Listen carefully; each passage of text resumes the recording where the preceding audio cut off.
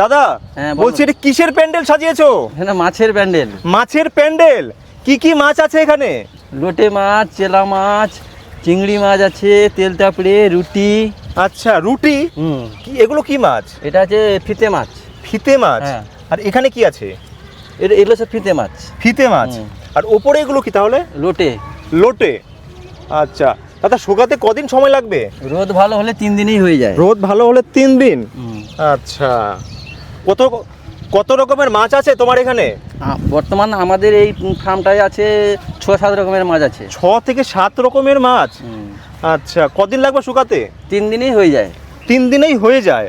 আচ্ছা, এই মাছগুলো কোথায় যায়? এটা ত্রিপুরা, আসাম, বাংলাদেশ, শিলিগুড়ি। বাংলাদেশেও যায়? হুম। আচ্ছা, এই মাছ শুকাতে 3 দিন লাগে? 3 দিন লাগে। 3 দিন পরে শুকিয়ে যাবে মাছ, মানে তারপর প্যাকিং হয়ে যায়, গাড়ি করে packing চলে হয়ে যাবে। পাঠিয়ে দেবে। আচ্ছা, লোকালে কি বিক্রি করো নাকি সব পাইকারি? লোকারেও আসে, কিছু নেয়। আচ্ছা।